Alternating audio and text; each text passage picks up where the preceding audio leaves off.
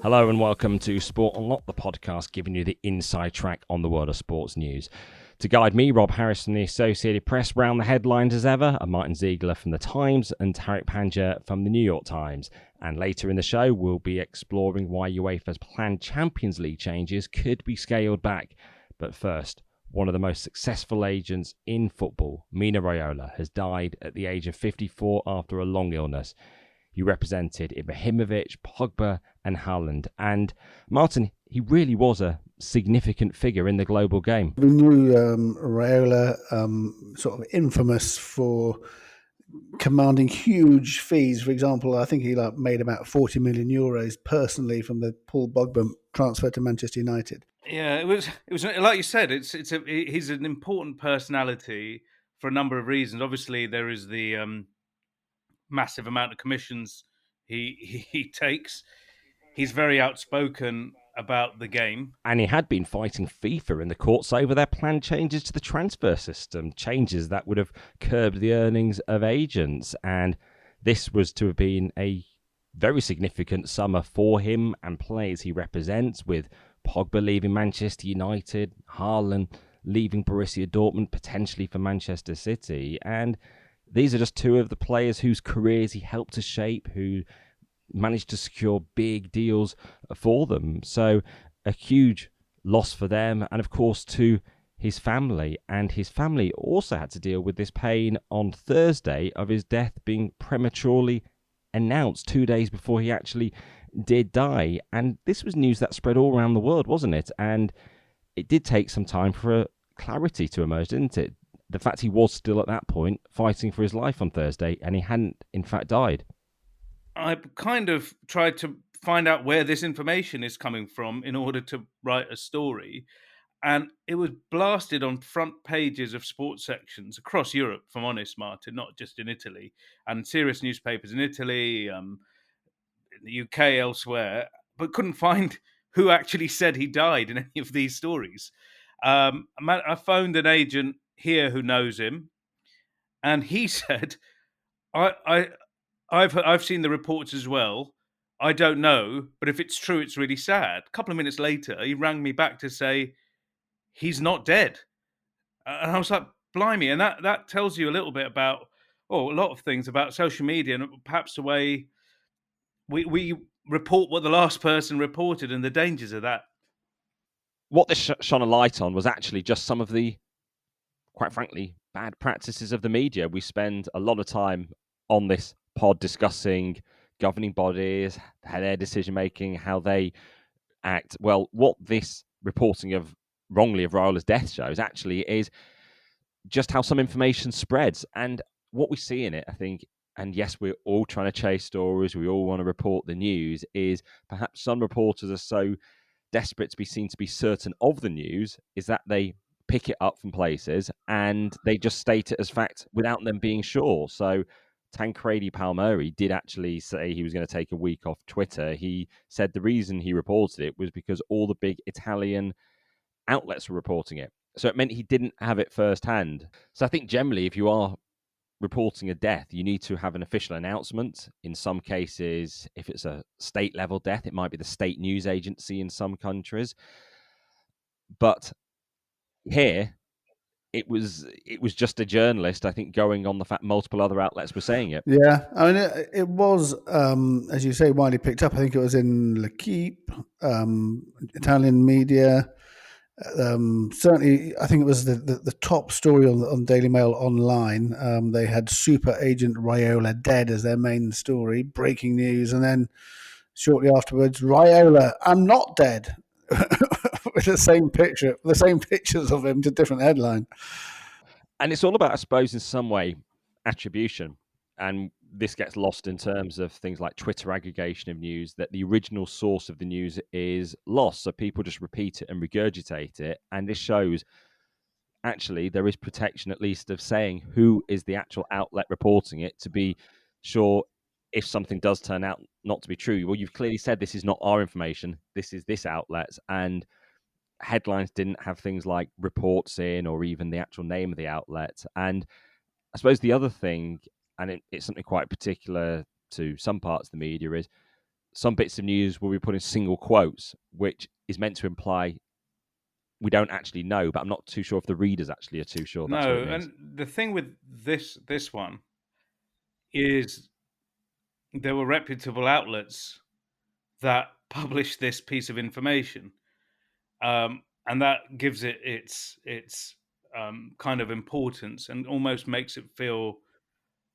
it must be correct because it is in, for example, in Italy, it was Gazzetta dello Sport, the leading sports paper there, and La Repubblica, a national newspaper, had it on the front of on their homepage as well, on their news pages. So for people to cite the reporting in a way that kind of absolves you, given that these are credible places. But again, just something like a death, again, for our place, well, you need direct confirmation, and was trying to get that.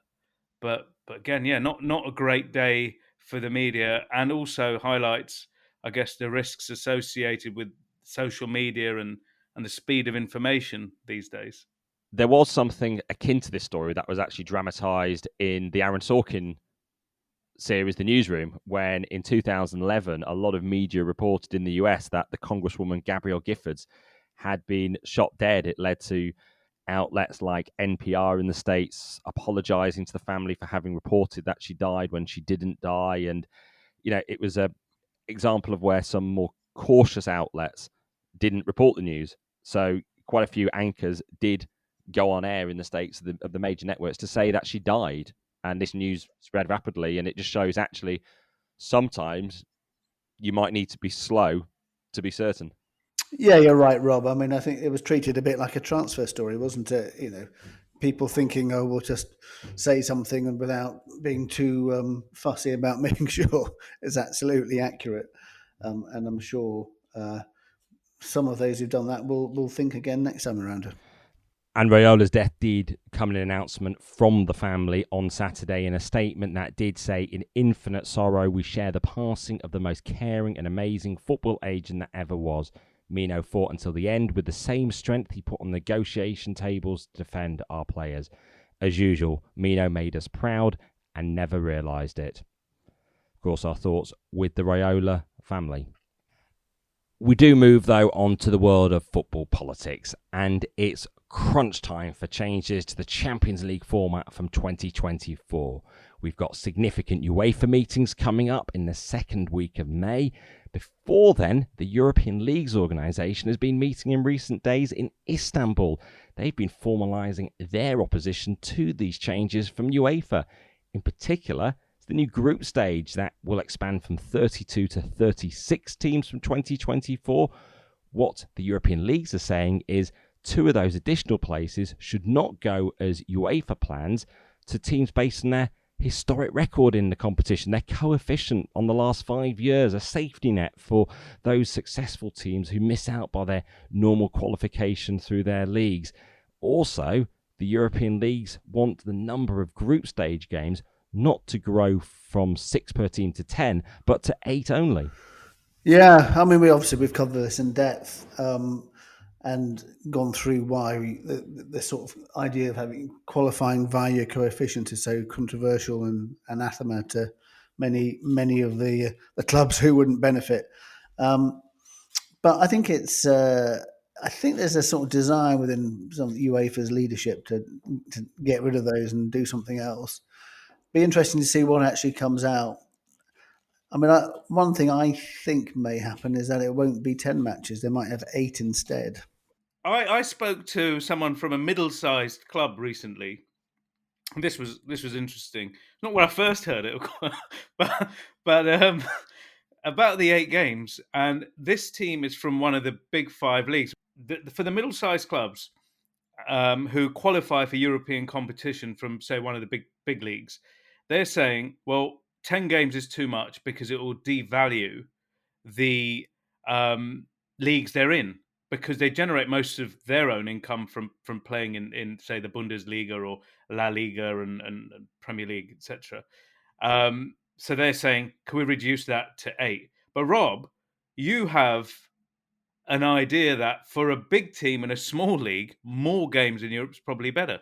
Well, yeah, the fact is, a group stage with 10 games means, say, Celtic in Scotland would get 5 home games in the Champions League, which is a chance to sell more hospitality packages, more seats, actually generate more revenue than now when you only get 3 games with little prospect of perhaps of going through to the next phase. So while the games themselves might be less interesting because of the sort of bloated nature of the group stage and the fact we've discussed that 24 of the 36 teams do go through, so you can finish 24th and get into a playoff round. Actually, for some of these middle class clubs, maybe it's just about being sure of those games with some of the bigger clubs coming to town. So you can use it as a chance to generate revenue, but still, those same clubs will be opposed to the coefficient places generally because it is giving an extra edge, an advantage to the elite. Yeah, but it tells you the conversation that we're having here, how many sort of conflicting interests there are, even when you go lower down, even within the sort of medium-sized club group, which is much larger as a cohort than the Super League clubs, for example. But even within those, there are so many different interests. So I guess that's the size of the task facing UEFA when they come to making a decision like this. And there does seem to be quite a effort mobilising amongst those middle ranking clubs. And this week I got the chance to talk on a international media call to Eintracht Frankfurt CEO Axel Hellmann, who brought up his concerns about the Champions League becoming a monster and something we don't perhaps talk about as much, which is the financial distribution of UEFA prize money, which is actually favoured towards those with a higher coefficient and better European record too. And that was something I discussed with the Eintracht Frankfurt CEO, Axel Hellmann. Well, this is a difficult discussion because I see that the competition in the Champions League is getting tougher and tougher and harder. So it means at the end for the top clubs, I can totally understand that they have to get the biggest piece of the pie, of the UEFA pie. But I think that the gap between EuroLeague and Champions League is too big. The spread is too big. It makes no sense that the Champions League goes further and further and the EuroLeague stays almost on the same level. And I think what is needed in Europe is that the middle-class European clubs like Eintracht Frankfurt, and in particular those clubs who basically can only spend what they've earned before, and as I said before, who are not driven by capital injections from their investors, they must have, but usually with a big fan base, as traditional clubs in their countries. They need to have a chance to participate in the future in the European competitions. So what I'm not in favor of is building up step by step a closed shop that only generates profit on itself. We need to have, first of all, the national pathway from the leagues to the competitions, open to everybody, and even maybe from the minor leagues or smaller leagues in Europe. Secondly, the distribution of the money in the UEFA should be more well balanced between Champions League and EuroLeague. And there's a third argument. I think the concept of financial sustainability, or formerly financial fair play, needs to be really consequently executed. So enforcement is the decisive word. Not only building up a regime and rules, but the enforcement is very much important just to balance international competitions. On the other, the other alternative will be clear. If we don't do this, to a certain extent, we build our own monster. Yeah, Champions League clubs will generate more and more, and one day they try to enter Super League because this is their only possibility to satisfy their capital needs. And that is something we need to avoid. And that's the reason why I'm very strong with some other clubs in the initiative to strengthen the interests of the middle-class European clubs. Does that mean these two coefficient places could lead to this monster being created as you see it? Yes, because it pays always. If you're participating in Champions League and your coefficient gets higher and higher, and the shop is more closed. So I do not believe that should be the right requirement. to participate in the European competitions. I would be more open to other leagues and other clubs, and the national qualification is therefore the most important door and the flutter to be kept open. Do you have a plan to stop it? Well, we are just a small club, a middle-class club in Germany, and we are not the voice of all the European clubs, but there's one thing that we could do. We could give the other middle-class clubs a voice and organizing an initiative with some other clubs, and that's something we are working on. That's the Eintracht Frankfurt CEO, Axel Hellmann, certainly giving a flavour of the wider concerns across clubs like his in the middle ranks of Europe about the power and wealth of the elite. Yeah, you're right when you talk about those sort of conflicting agendas and things. I mean, I think actually, certainly, I think the big clubs, they're not that keen on 10 group matches either. I think they would quite like 8, because I think they think they would be risk having sort of too many sort of low standard games. I think sort of fewer high standard games they would prefer.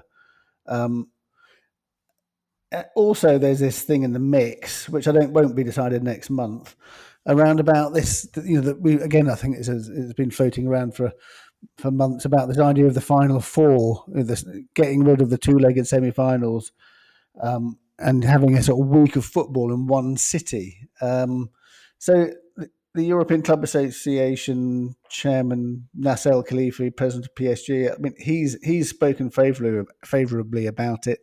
I think the ECA seem to be pushing it generally. Some people in UEFA like it. The UEFA president as well, Martyn. He's been on the record. Some people in UEFA like it, obviously including Alexander Shefferin, who's spoken positively about it before. But some people in the UEFA administration don't like it. So I think there's going to be a big sort of fight over this one. He was talking up the prospect, Shefferin, in Lisbon at the end of that final 8 tournament that they held because of COVID, where no fans were allowed in at all. So they're able to gather the final 8 teams and play the single leg games, culminating in that PSG Bayern Munich final. And, there was a great excitement, and Shefferin was telling me, he particularly liked the concept, but that was without any fans. The moment you introduce a final 4, it might seem very palatable and exciting to, say, us as media who know we're going to be there for the entire week, but suddenly you've got to get 4 sets of fans potentially in one city through the week. 2 groups of fans who don't know if they're going to be sticking around as well. So you might suddenly only know part of the way through the week what your plans are. Obviously, you could use a couple of cities nearby, but it's not so easy for fans. It's not so easy for fans, but I would say it's not the greatest hardship either. They do attend World Cups and Euro knockouts where they have to get home. But from a commercial point of view, I looked at this last year and talked to sort of TV people, and they were saying, look, the equation for television revenues is this. At the end of the day, you're talking about removing 2 of the biggest fixtures in terms of eyeballs, which is one of the legs of each of the semi-finals that you're going to lose. That's hundreds of millions of viewers around the world. But that said, the knockout game, the excitement of a single elimination knockout is enormous. And within that week of football concept, it's really good. And then the other stakeholder are the sponsors.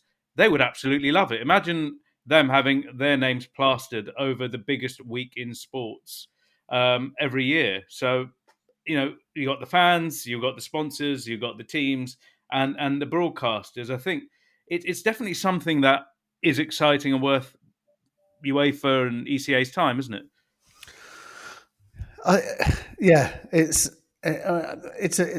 The other thing though is if you have no semi-final first leg at home, then is that good for the fans? Is that bad for the fans? I think you can argue for the match-going fan you who don't want to travel. You're removing an opportunity to see your team in the final the final reaches of the biggest club competition there is. So that's a factor too.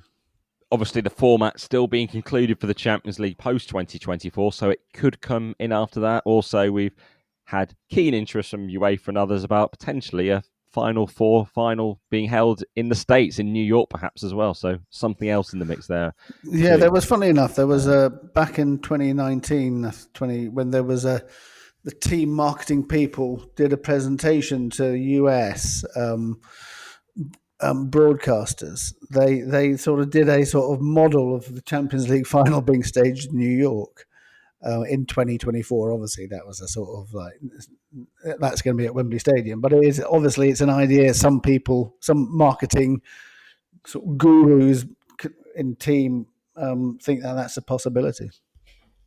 The future of the Champions League very much still up for discussion. In England, though, it's been more a matter of football governance itself that's been the key talking point this week, and the government rushing through with these plans to try to bring in a football regulator, an independent regulator, as they see, stemming from this review that they call a fan-led review. It did involve a lot of fans being consulted on the future of the game after the Super League, and we did have a call between us with the Sports Minister, Nigel Huddleston. He appeared in Parliament to set out these plans for the government to try to enforce change on English football. So what would a regulator look like in English football, and what are the prospects of its actual implementation? Well, this is one of the happiest days of your life, the birth of the independent regulator, Tariq. One of them, Martyn. I'm not going to lie to you. Huge day of celebrations around here.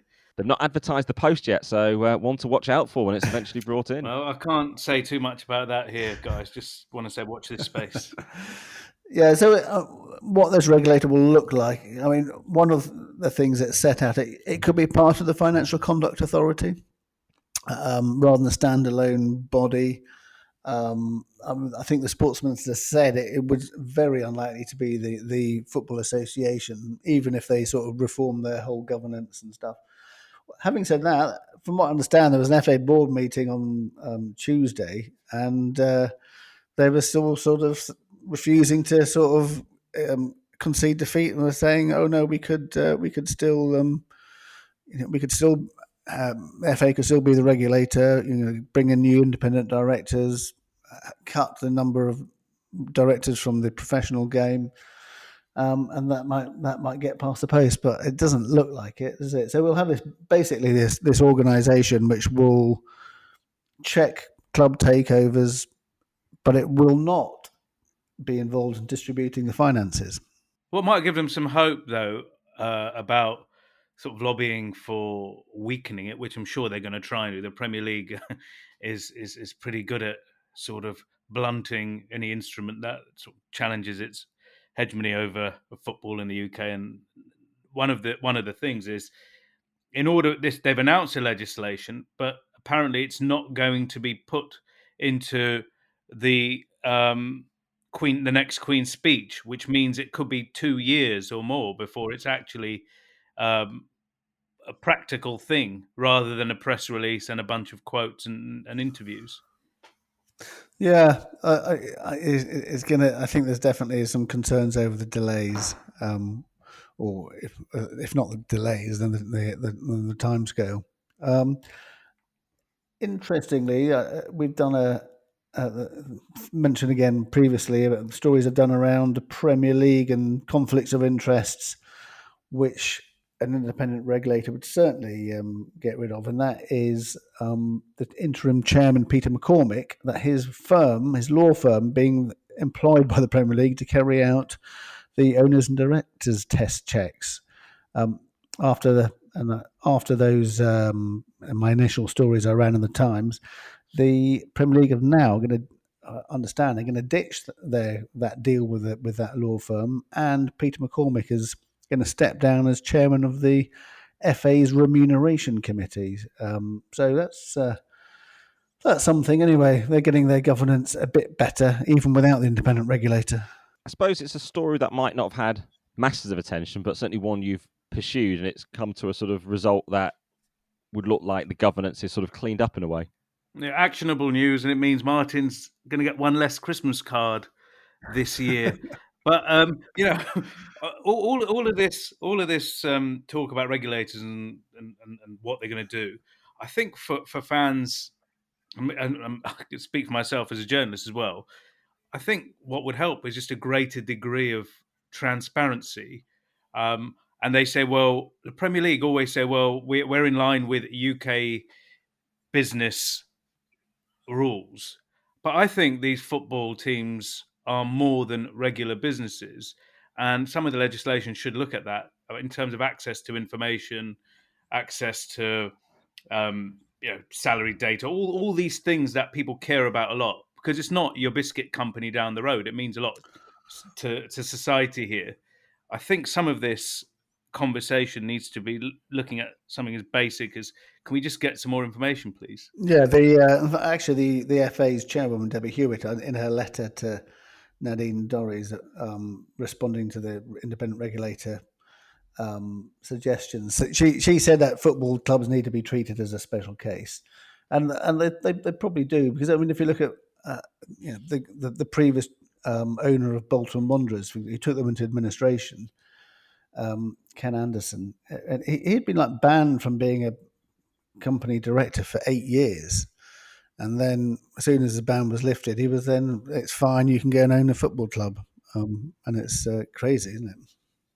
As we draw an end to this week's Sport Unlocked, just some other talking points around. One significant one from Serie A is the fact that players in the women's game will finally be able to turn professional from next season. They've had amateur status, which means their salaries are being capped at €30,000 a year. And that's something that's been highlighted as holding back the game. It was pointed out by the Italian team at the last World Cup.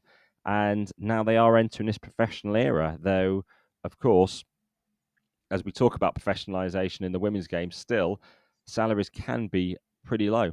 I suppose they might be commensurate with the income that the game generates as well. So you're going to have to figure out a way to work that out. But, you need to have football being a viable profession for women at the elite level, and for those hoping to get into it, in order for it to grow and prosper. What that mark is, what that number is hard to know.